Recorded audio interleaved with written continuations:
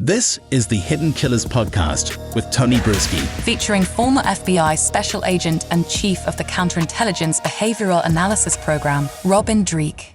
Lots of new developments in the Long Island serial killer case and the allegations against Rex Heuermann. And as to be expected, they're not very good allegations. It's allegations of more involvement in murder, more involvement in inappropriate behavior, to many at least. Robin Dreeke, a retired FBI special agent, joining me. I know you actually had an opportunity today to speak a little bit with John Ray, or at least be on Nancy Grace, to discuss the latest developments in this. A couple weeks ago, there was the press conference where he laid out quite a bit of the allegations, but I guess there are some new ones that have just come to light as of right now. What did you learn? Yeah, it was interesting. So there's a couple of new witnesses that came forward that have sworn signed affidavits from a time period in the late 90s of Heuermann, and including his wife being involved in swinging clubs. Yeah. And two of the victims that have been murdered were connected to Heuermann's house as well as the swingers club. And because what I took away from this is that if this is true, he's got as we've talked about, he's got this behavior arc of a stalker, of someone looking for victims. And typically when you're dealing with a serial killer, they will go for the sex trafficker area, people that are disenfranchised, easy victims from his standpoint and point of view. And this is what it looked like he was involved in doing. And the thing that really struck me this morning on the show was not only were two women spotted with Heuermann and in his house with Heuermann, or one was at a hotel with Heuermann that was spotted and identified by a taxi driver. But what struck me was that one of the girls that went to the house was a couple that was supposed to do swapping with Heuermann and his wife, and another girl they brought in, which was one of the victims. Mm-hmm. And it was a law enforcement detective from the NYPD. That's what's bothered me on this, is that we have multiple claims through a period of time of law enforcement issues. Yeah.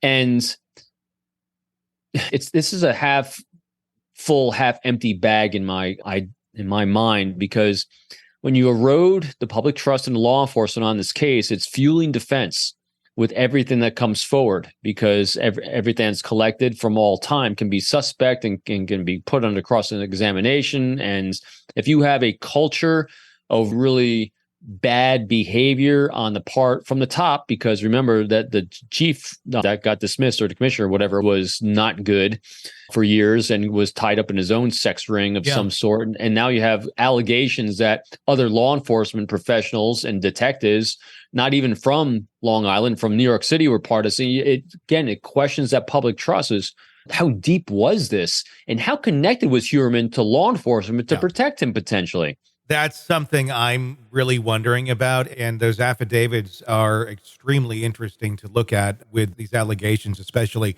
to me involving his wife. I'm curious to know what she did know. Doesn't mean that she knew that he was murdering people, but I think it's safe to say it'd be very unlikely that she was unaware that he was involved in these sort of sex parties and such. But when we go back to the connection here with the law enforcement officer who was involved with those parties, when we talk about the former police chief, James Burke, and all of the allegations against him, the charges that have been against him, obviously another individual very much frequenting the same sort of circles that Rex Heuermann was involved in, it gets really disturbing. It feels to me like Rex Heuermann might be the tip of an iceberg to something much bigger and much darker.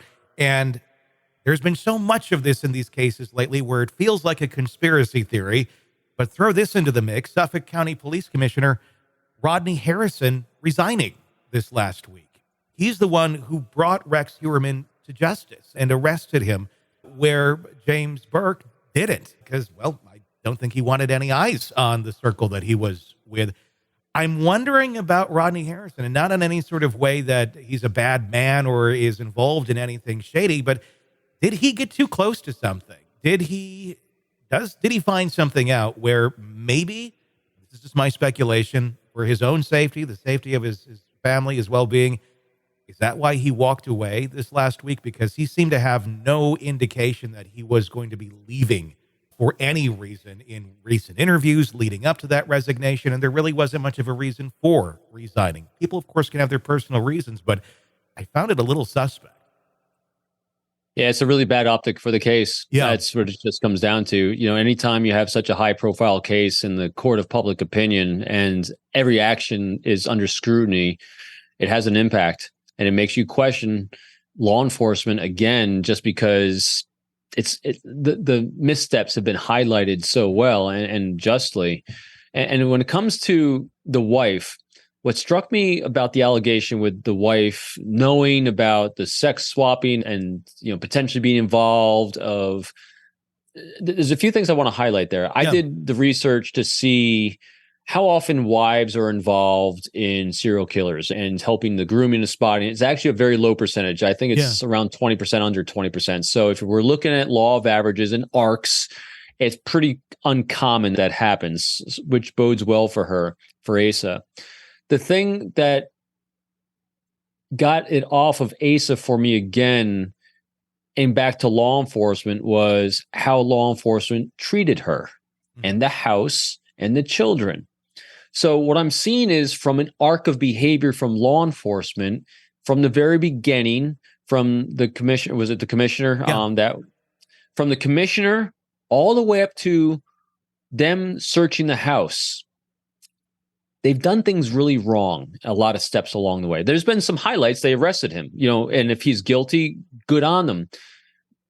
But there's something off with how they treated her in that house that, I've done this a lot of years, and that was just really wrong. And you would think something of such high profile, you'd have some leadership from the top that sets a standard for how we treat people, how we deal with the public, how we deal with victims, how we deal with innocent bystanders. And so they were so convinced, and in all their statements, and still are, that of Asa's innocence and not awareness of it, then why did you treat her and her kids and the premises so horrendously? Now, granted, I know you got to tear the place apart, because when people like Heuermann, if he's guilty and even if he's not guilty, he's got an alternative lifestyle going here, and when you are living things that you're trying to hide, you can be very creative with how you hide things. And so you have to tear places apart. But there's a way to handle that differently. There's a communication that you should be doing with not just her, but the public at large, to kind of show your humanity about the innocent and the victims that are involved, whether it's the victims of the families of the murdered, as well as the victims, the collateral damage of Heuermann's life. Mm-hmm. I didn't see that handled very well. And so again, it's part of an arc from the top of leadership, to me, of these institutions that is off. Mm-hmm. And it makes us suspect something's a little wrong going on there. Could be nothing, could be something that we don't know about until the prosecution comes out with what they know. I don't like it, though. There's something I don't like. How about not questioning her? That to me was another insanely bizarre move. Why are they so convinced? They're so convinced that, now granted, the stats are on their side on it. Sure. But they're not, and they know something that we don't know. Yeah. But these new allegations make you say, she was involved-ish in his grooming of his victims, if indeed that's what it, the optic is of that. And she was at least aware of the girls that got murdered. Couldn't she at some point put two and two together, maybe? That, wow, I saw these people at my house, and wow, they wound up killed.